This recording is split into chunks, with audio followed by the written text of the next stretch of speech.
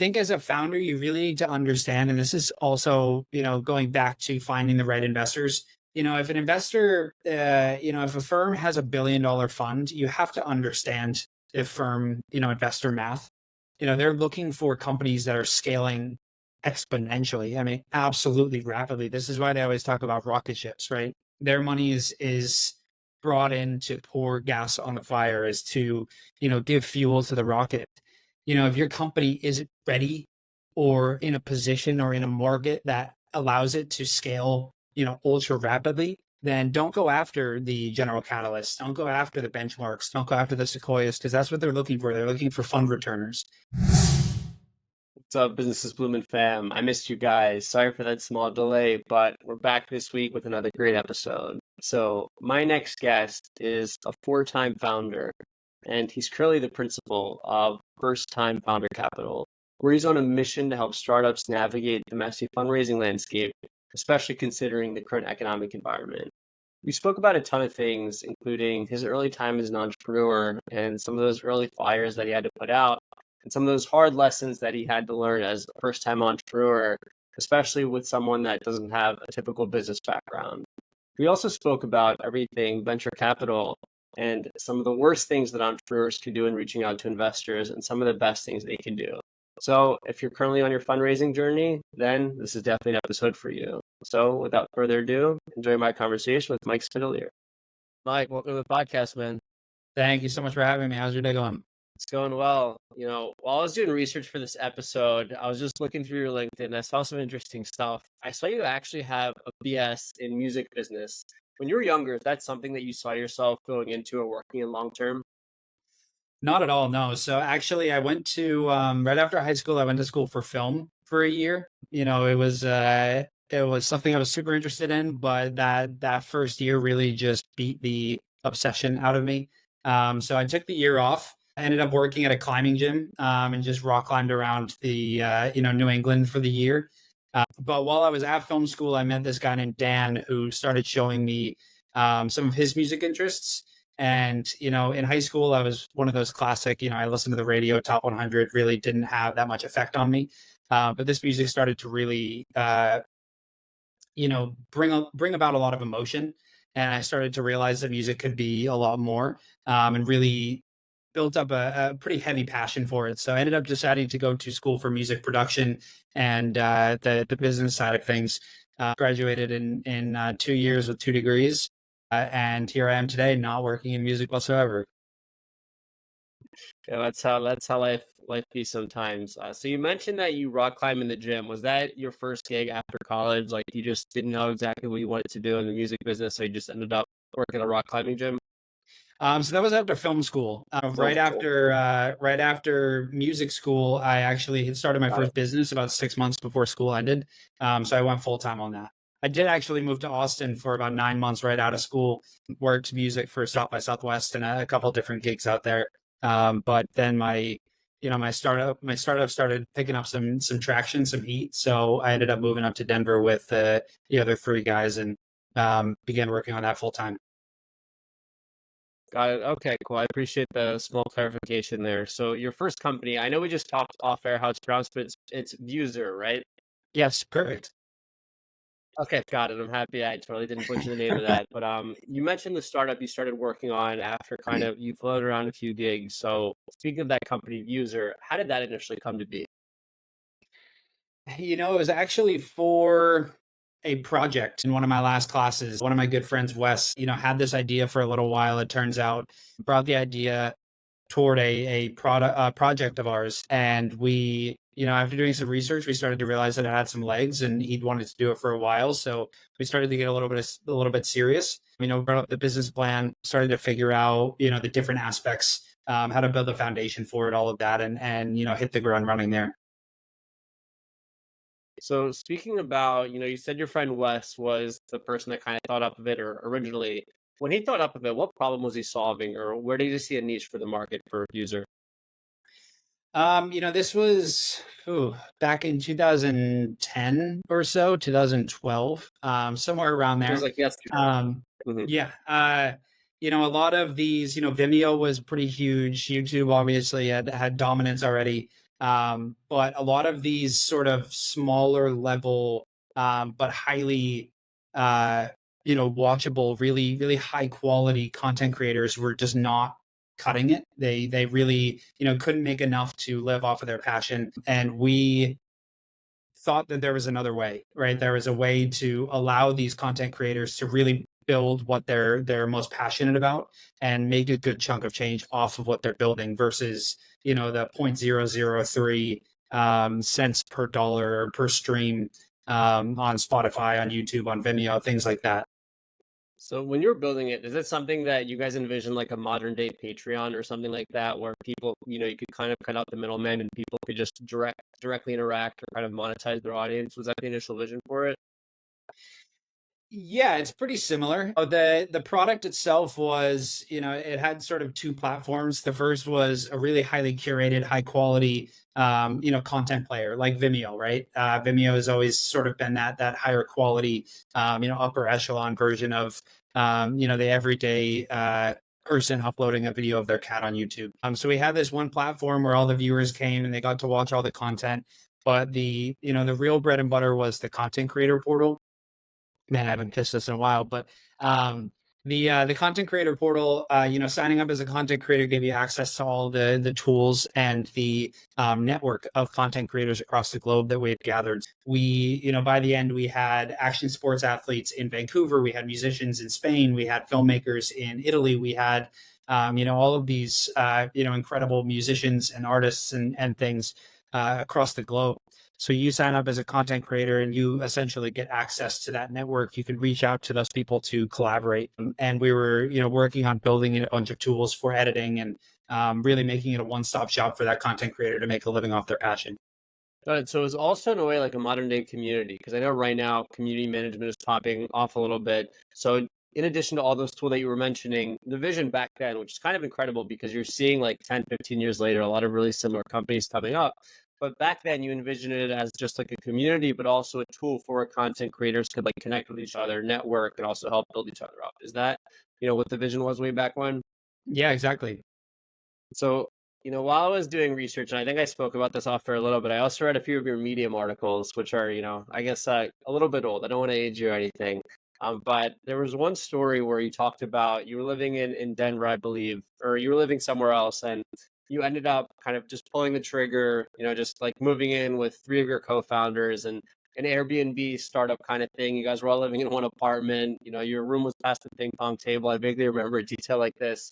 But when you were thinking about going all in on that, were you scared to pull the trigger on that very first business?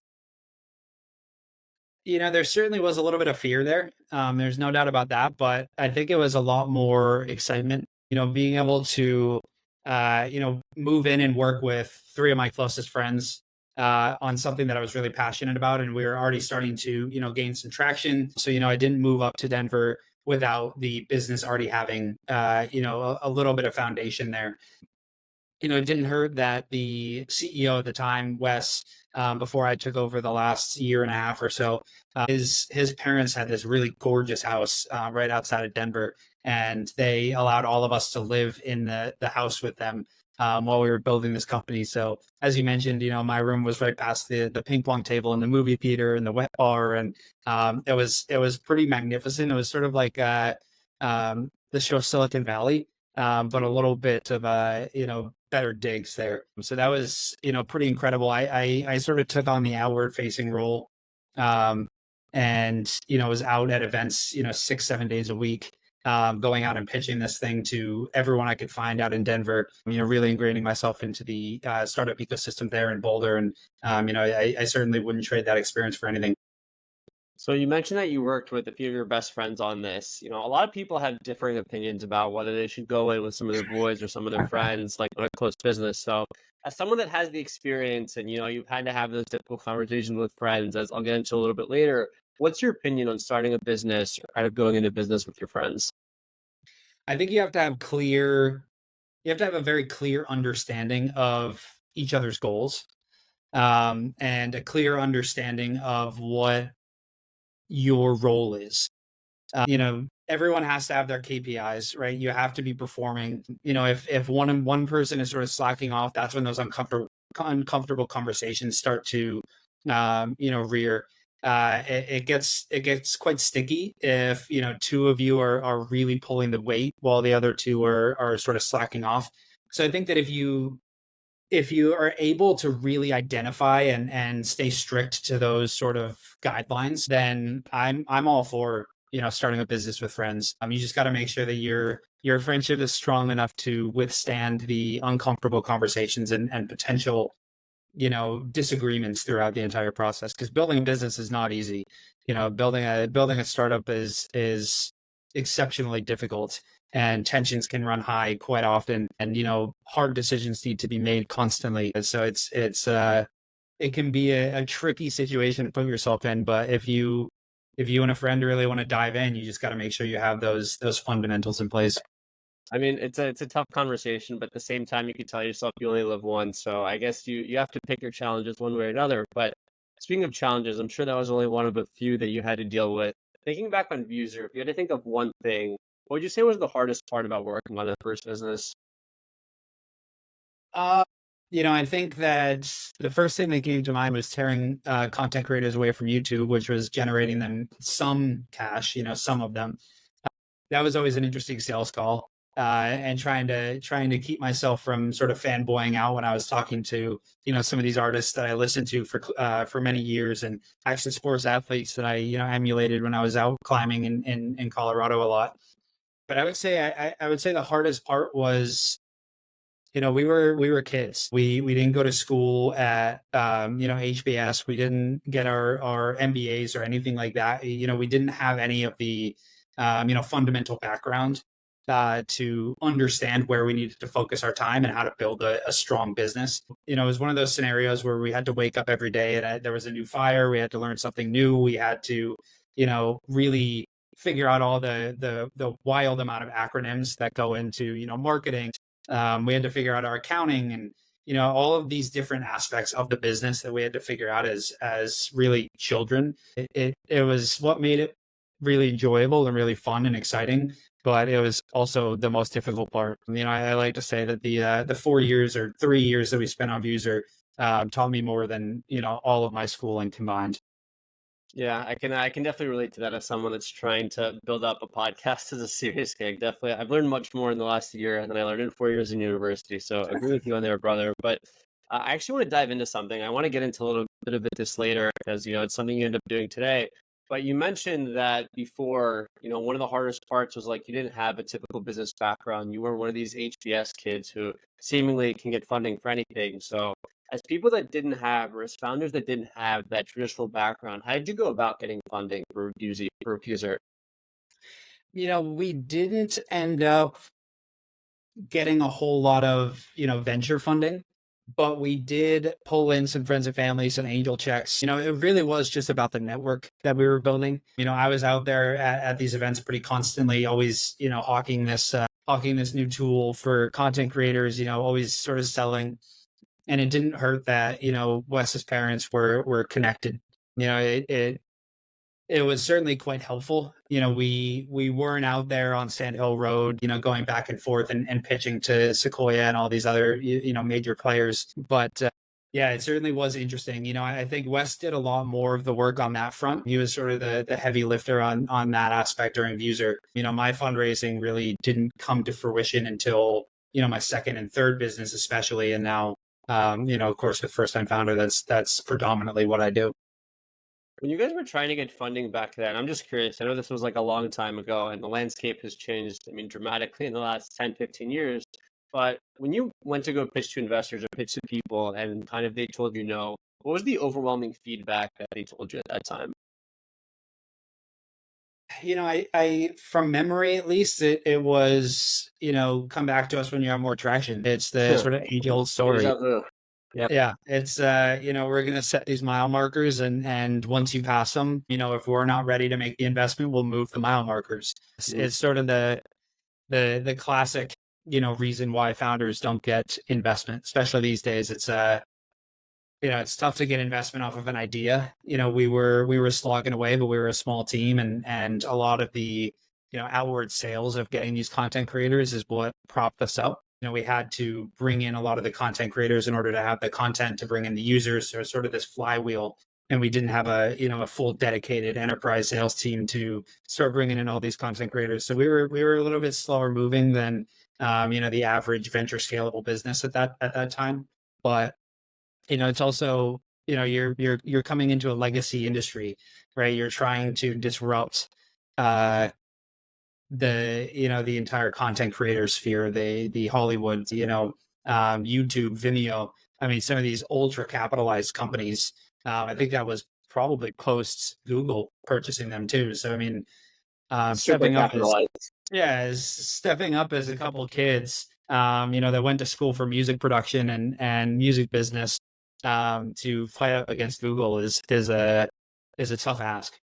Yeah, for sure. Especially with the seemingly unlimited balance sheets that these huge kind of Silicon Valley tech companies seem to have. But you know, it's like the ultimate paradox you were talking about with funding. One thing that came up, it's like obviously investors want to get on an earlier stage because that'll maximize their return. But it's like, yeah, we want to fund you. We think this is a great idea, but we just want to be like a little more sure. So it's one of those things. It's more the art of it that's can be great, can be not so great depending on which side you're on. So I thought that was an interesting dynamic. But thinking back to the business, and I guess toward the latter end of Viewzr, I know obviously I'll get into what happened into it in a second, but obviously there's, as you mentioned, a ton of emotional stuff going on, especially when you're working with your friends and everyone's kind of doing something different, but you're all trying to stay on the same KPIs. So thinking about the emotional side, especially during while you were building Viewzr, how did you manage the highs and the lows to kind of stay focused on the vision that you guys had?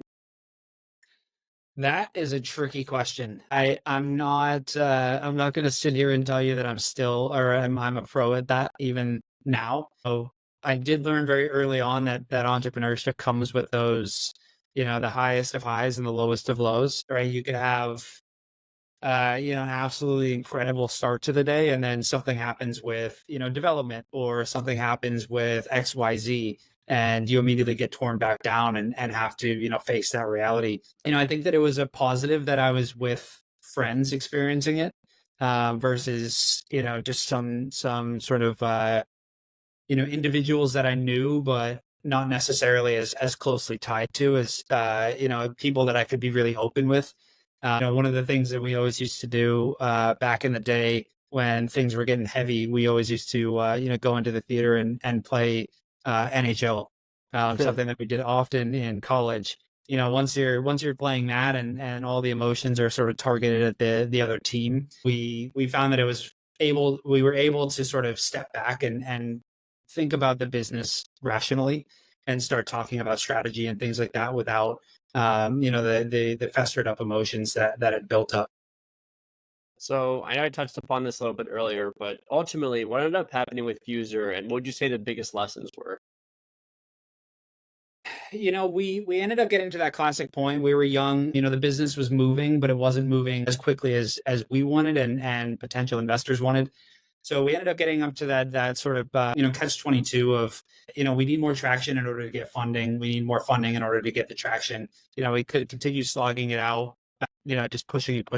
And we were young, so we had the energy for it, but, we wanted to work on other things. That's the only thing that we had worked on professionally. So we all decided, it's time to, start slowly dissolving this, and start working on other things that we want to accomplish. Right. So, the first CEO, Wes, and our COO, Scott, had, taken it upon themselves to learn coding so that we could forego the, large development costs.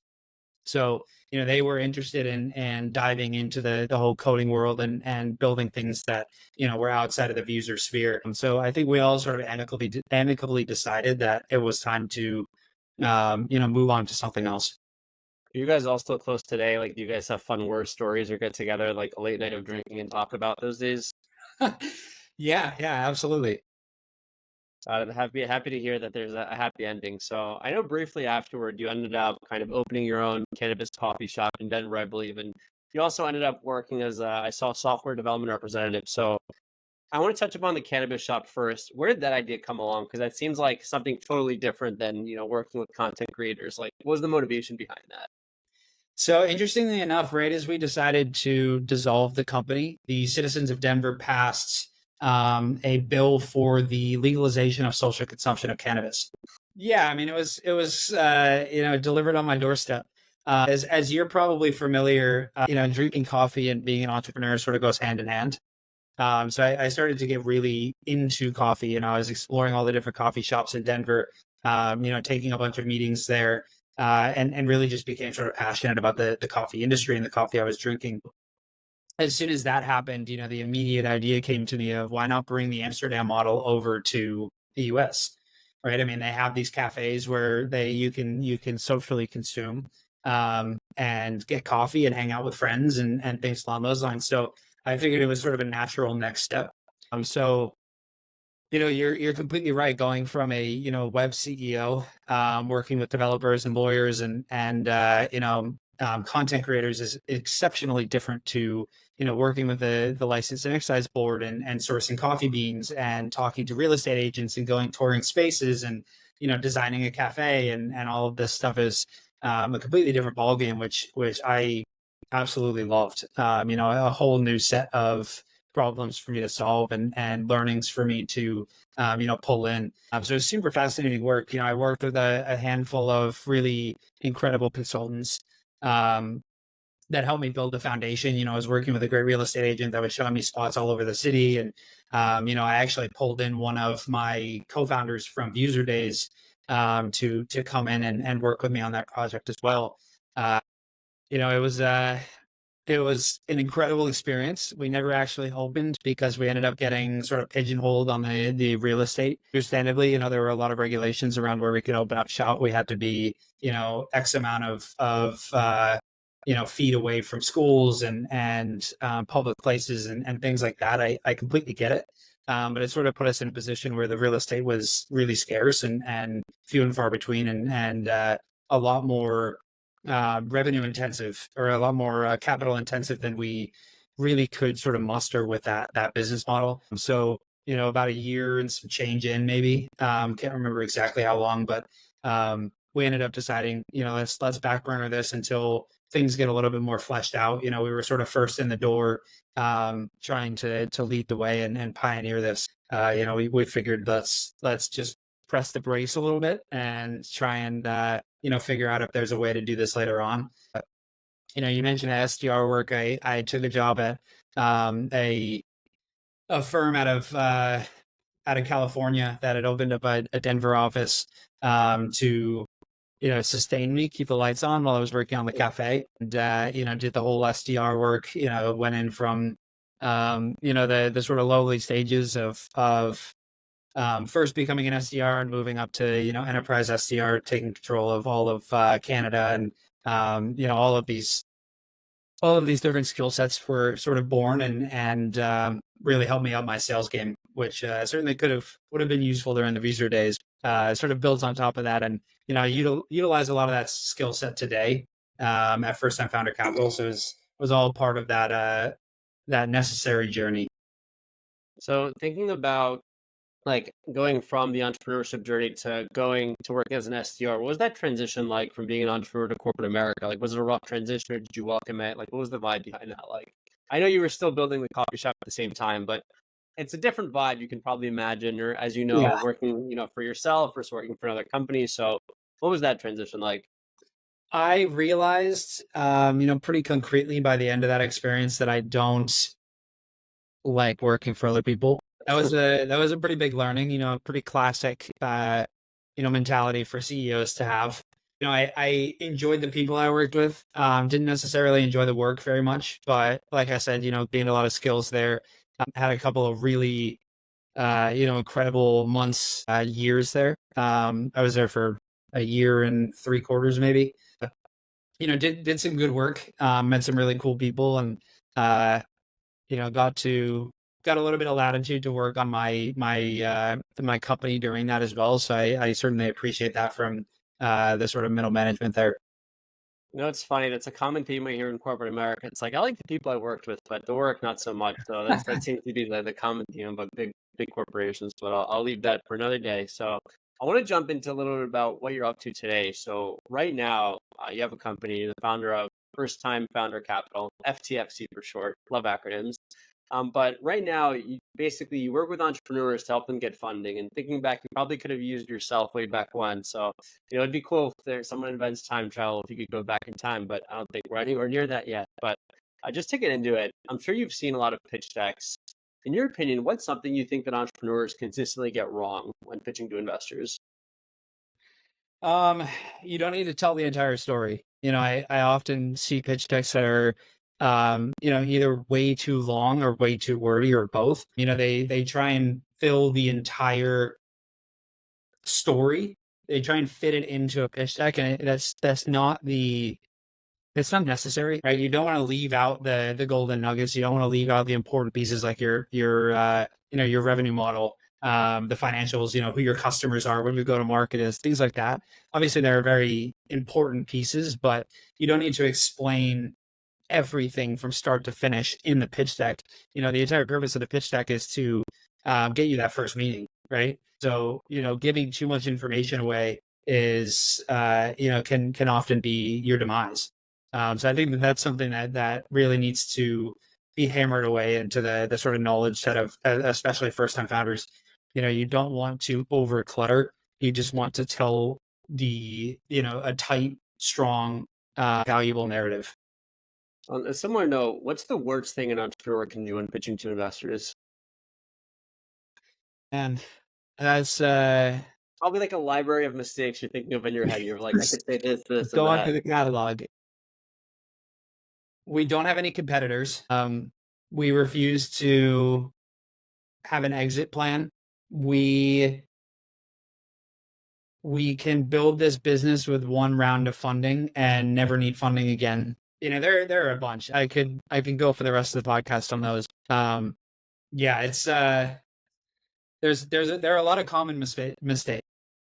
Got it. I appreciate you mentioning some of those things. So hopefully, any listeners out there are thinking about pitching, don't say those things to someone that has experience. But thinking about on the other end, and I think you mentioned this a little bit earlier, but what's the best thing an entrepreneur can do when pitching to investors?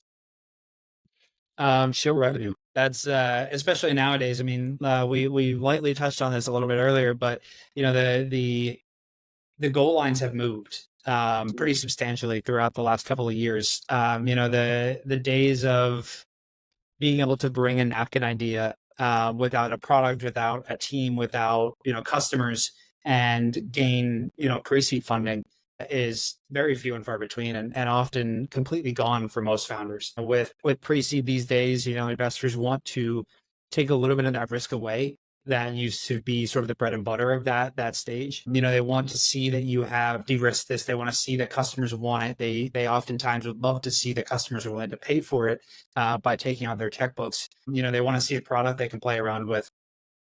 The goal markers have shifted. And I was talking to a founder about this the other day. You have to also think about it from, top level down, with the IPO window, being as close as it is. And the M&A window being just as closed. Some of these later stage companies they don't have access to some of these later stage investments. And it's starting to trickle down pretty quickly. And you're starting to see it, especially in pre-seed, seed, and Series A now, where if you think about it, like seed companies, traditionally, let's say a year and a half ago, these seed companies weren't able to get enough funding or raise their seed round. So now they have an extra year and a half of experience, of traction, of XYZ that they're bringing to these seed investor pitches, versus your seed that is, hitting all the traction markers that were necessary a year and a half ago, even considered necessary now. But now you're playing against, Derek Jeter in the, single A's. It's you have to understand the market. You have to understand that what's happening with, what investors are looking for, and really sort of position yourself so that you're at the forefront of the sort of cohort, the class that's going after those specific investors. So, how much of that new paradigm, as the goalposts that you mentioned being moved forward, how much of that do you think has to do with the broader economic activity slash where the interest rates are at, versus investors just have a new view of things moving forward? I think there are a couple of key components here, and I'm not going to, I'm not a true expert in the mind of an investor. So these are I don't think things that any of I'm us. seeing. I'll add really quickly. Sorry to interrupt, but I don't think any, great investor there, if they say this, they're, I mean, if they say they're an expert in everything, and they're probably lying, but even themselves, they're not an expert in everything that's going on. No one knows what's going to happen. So I just wanted to kind of emphasize that. But as you were Yeah, saying, so I think interest rates play into it. Uh, I think that the sort of debacle of valuations a year and a half ago, 2 years ago, put a lot of fund managers in this position where a lot more capital than they expected to need to continue propping up their current portcos had to be shoveled back into these companies in order to get them to a point where they could even sort of grasp at the valuations they were raising at, right? So with valuations skyrocketing, a lot of these investors bought into those. And now, these companies are at a much lower valuation. They have to take down rounds, or they have to, get some of this bridge capital from their current investors in order to land some of these bigger customers, et cetera, to get themselves to that point where they, can at least take an even round. And it's put everyone a bit on edge. You could see at the last quarter of last year, investments went down. Investors weren't allocating capital as much as they were previously. It started to loosen up a little bit in January, but I'm still seeing a lot of um, patience and hesitation. Not necessarily in a bad way, but I would say that diligence is taking just as long, if not longer, on these deals. Investors are taking their time. They're not, often not, some exceptions, of course, but they're often not, um, getting back to you in 48 hours with a check. As we saw in the sort of zero ZERP era, I saw a couple of investors pop up into my sphere that were, pitched to us and we'll get back to in 48 hours. And I am not seeing very many of those this time of years.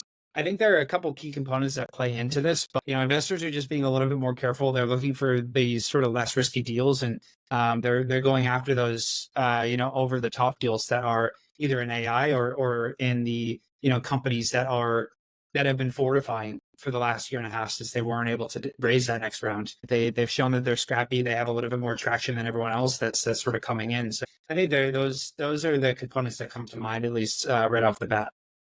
so you'd say there's not one big overwhelming component, but just a combination of, I guess, components and things that have happened, in the last 2, 3 years that just have led to investors being a little more cautious when it comes to investing in startups. Yeah, I mean it's learnings, right? It's the reaction to their actions previously.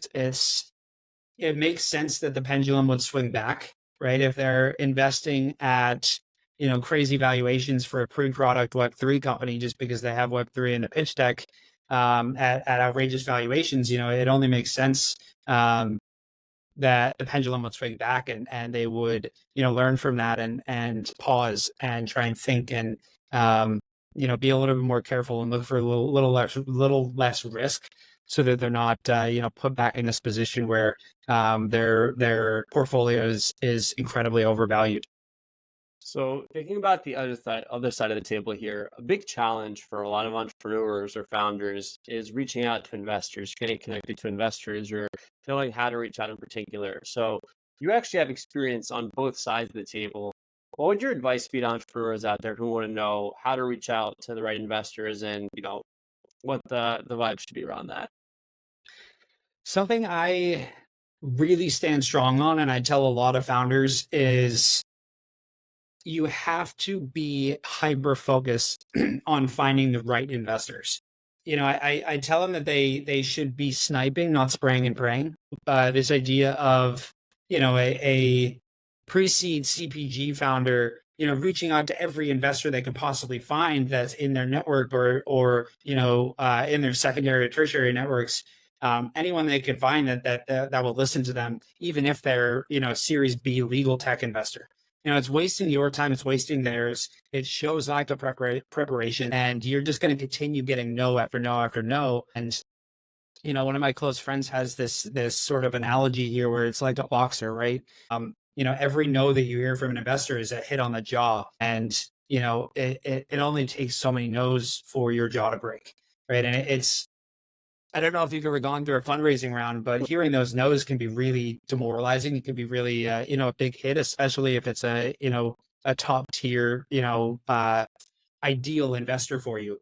So what I have founders do in, my quote unquote program, or what I work with them on, is this ideal investor list, right? So we go through, we determine exactly who their ideal investor is. We understand the stage. If they're raising 500K, we don't go after 500K minimum check size investors quite yet. We add them to the next phase in the ideal investor list. We make sure that we're going after people who aren't making direct competitive investments. Again, waste of your time. Potentially for the shady investor, you're giving away some of your secret sauce, especially for those first time founders that are giving away the entire secret sauce recipe in their pitch deck. You really want to be hyper focused on what investors are going to bring value, who are strategic, who they can introduce you to, who is in their portfolio that you can partner with. Are they actually going to listen and understand? If you're hyper focused in the, ag tech space, going after someone that's a generalist is, going to be oftentimes a lot more of a heavy lift, where you're going to have to try and explain to someone who doesn't understand the underlying technology, the entire, tech stack. And that's going to be, the entire first meeting. And that is not really the starting line you want to start from. So start with these investors that are, hyper focused in the industry that you're focused in, and you'll have a much easier time beginning those conversations because they'll understand the value prop right away. It's like thinking about that filtering out process. Like, say if someone, we'll just use the example that you mentioned, if someone's a CPG investor, which I have to say is super duper incredibly competitive. I actually had a CPG entrepreneur on the podcast. Actually, this is kind of counterintuitive to what I was just mentioning, but he mentioned something interesting, that a lot of these big grocery stores are always looking to funnel out some of the worst performing products. So while it is really competitive, and this is just like a total aside, they're always looking to kind of sample new products just to always perform. I mean, I guess the caveat is you can, even if everything is performing well, something's going to get cut, but that's just how competition works. But speaking back to the example, if we're talking about like a CPG founder who's, say, at the pre-seed stage, he has, some tangible food item, what suggestion would you make to him when it comes to filtering down that investor list and then ultimately how to reach out to these people? I'm a huge fan of NFX's signal database. It allows you to, filter down to the, minutia of who you're trying to get in front of. So you can go in there, you can put in, CPG as the industry. You can go in and say that you're, looking specifically for angels or pre-seed, and it tells you the check size or the check range, and, gives a bit of an idea of what industries they invest in, gives you access to their LinkedIn, things like that. So I like to use databases like that. It gives you just a very clear ability to do that research.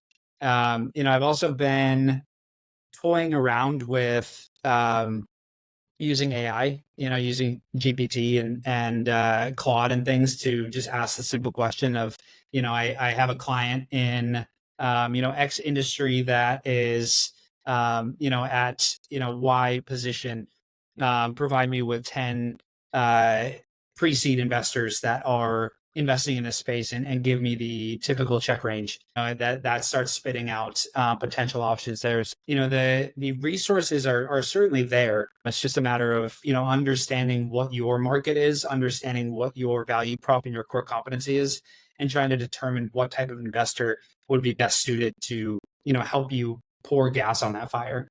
I like the chat GPT thing that you just mentioned. I think it's a really valuable piece of advice. On last note on this kind of thing, when you're actually doing that reach out or messaging that investor, what's the ideal like email or message format that someone should use in your eyes? It's been a little while since I've actually sent an investor outreach, but part of the top package that I offer at First Time Founder Capital includes me shopping the deal around to my network of investors. So, early on, I worked with a couple of the first investors in the network to understand what their ideal deal format looks like coming from someone like me.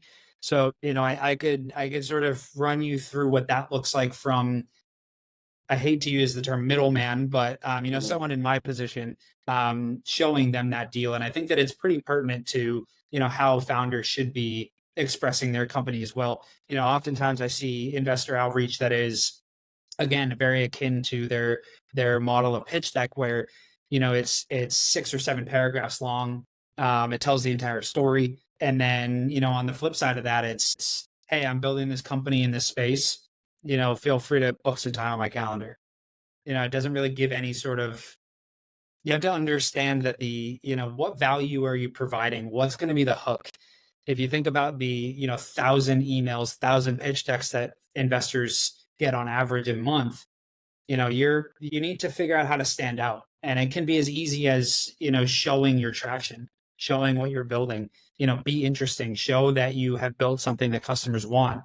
It doesn't have to be all razzle dazzle. You don't have to put in a bunch of, gifts or things like that to catch their attention. But you want to make sure that you're, not skimping on the gold pieces of your business. So you mentioned a little bit about this, but you have this network of investors and you're also working with founders and you've gotten a chance to work with a lot of these founders and helping them get funding. What's some of the feedback that you've gotten from some of the founders that you've worked with? It's you're sort of asking me to toot my own horn here, I mean, but it's okay. We all have to toot our own horn sometimes. yeah, I mean, I think that it's very similar to the responses from investors, right? It's this idea of it's to take a quick step back here. I'm realizing now that I didn't explain what I do at First Time Founder. So let me just give you a quick synopsis there, and we can jump back to that questions.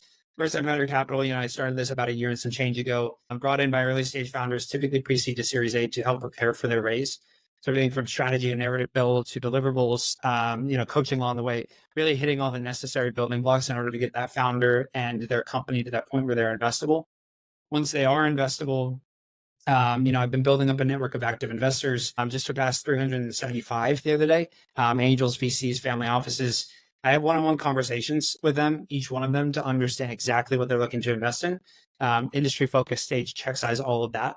And then I use that thesis data to send clients of mine that are fit within that fund. Right. So I'm taking a very curated, very specific and just a very curated approach to it, spaced on the word there, but a very curated approach to it where I'm understanding what these investors are looking to invest in, keeping up to date with that, and then sending them deals that are, perfect, very well aligned to what they're looking to invest in.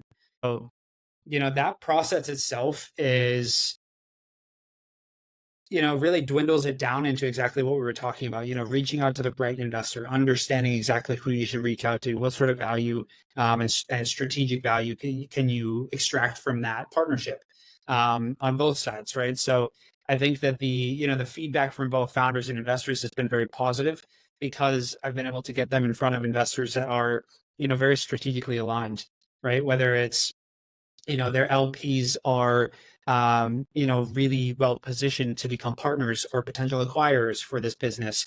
And that's sort of the purview of the, GP of the fund to try and find founders that are building companies that can be, really strong strategic fits, or, bringing in a really incredible investor that has a ton of experience in the field, whether that be, really technical experience or, what have you, being able to connect them with investors that are, ready for those conversations, that are looking for founders that are building in that space and building those sort of solutions, has, seen some pretty solid and pretty incredible success.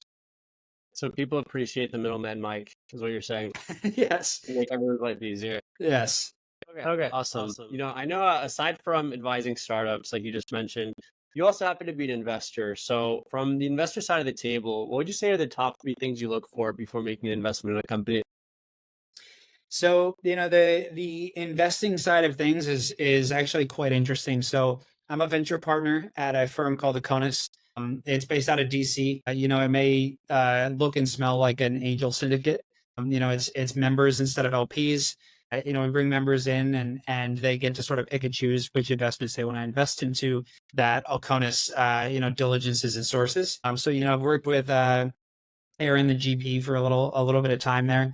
I initially added his fund into my network of investors, and we began a relationship there. And I told him that I was looking to jump into the investing side of things, and he very graciously offered me this opportunity. I haven't done a whole lot of work since I'm still dedicating a lot of time to First Time Founder and my clients there, to doing a lot of the diligencing.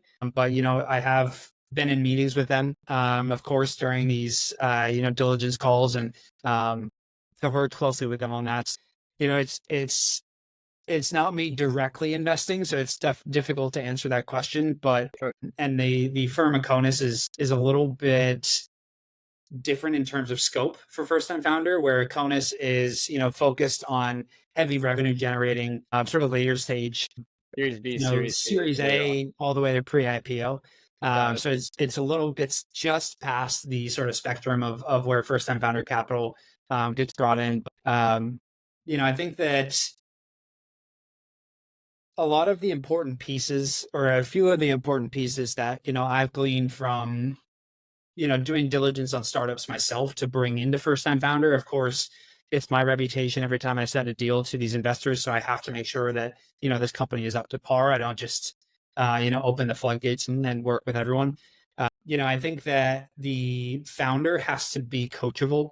I think that they have to, have a real expertise in the field, and that can, come oftentimes with being the person that has done the most customer, interviews, really understanding what the customer wants, really understanding what values they're looking for.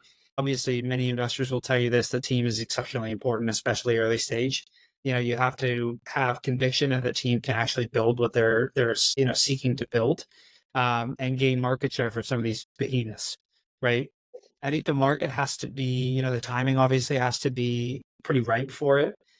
And as far as me personally, the companies that I bring into first time founder capital, I just have to be interested in them. I sort of use this as an opportunity to work in fields that I haven't had experience in the past. Content creators, social cannabis, and real estate, and cafes. And then my third company, which we didn't touch on, was in the food tech space. So I use this as an opportunity to jump into a bunch of different fields, and really work on companies and with founders that I find very interesting. Awesome that you get a chance to get that experience and work in other fields. One last note on the investing piece here. Ton of different investing advice out there, a ton of investors saying contradicting things. Is there one piece of investing advice that you hear often that you think is like total BS? Well, let me think about that for a second. That's a good question.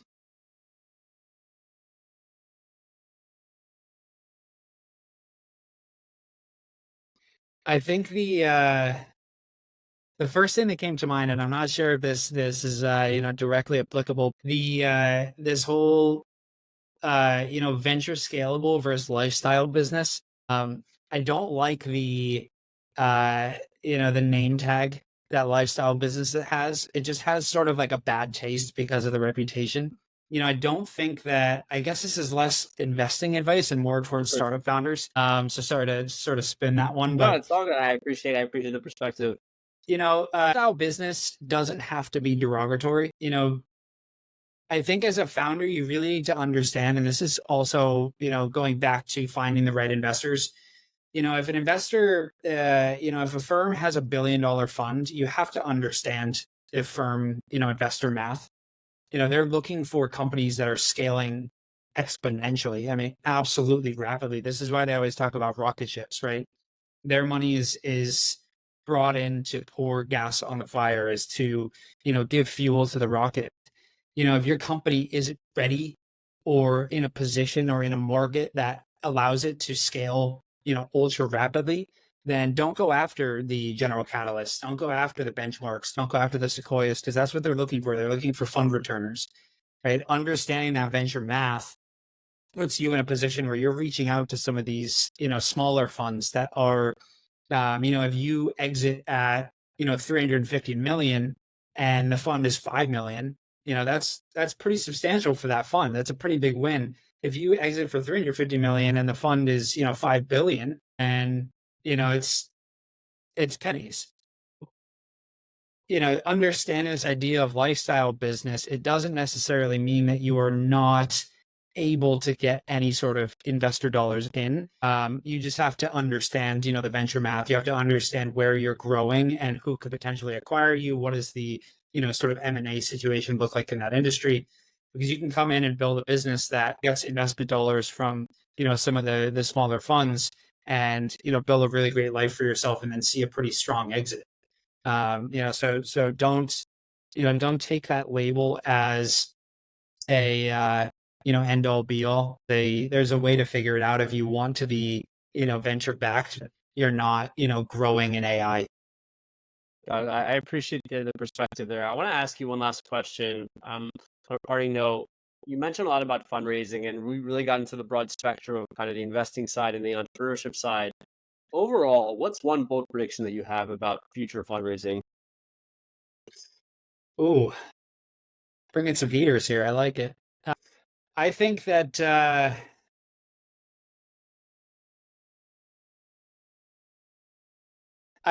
AI is going to become table stakes. And this isn't, I suppose, very bold, but it's the first thing that came to mind. I think that there will be some industries that, it doesn't necessarily affect to the fullest extent, but I think that for a while, there's going to be very few VC firms that aren't looking for, some sort of AI capability in the foundation of the business. I see, a consolidation of VC firms happening in the next 6 to 12 months. Especially with, what we talked about before with all of these, portfolios that are, really in shambles because of the massive valuation hikes. I see some of these bigger firms sort of buying up portfolios and buying out these fund managers. But yeah, I think that some people have this sort of mentality that, the VC world is doomed. It's going to be, dwindle down and not exist in the, next 5 or 10 years. And I just don't see that. I see this as, it's cyclical, it's not concrete. It does change, as you've seen in the last year and a half. VCs don't know everything. They can't predict every trend. Some of them are pretty close to it, but things change, and VC funds and the VC industry change with it. But I still think that it's going to be a huge driver and catalyst of innovation for many decades to come.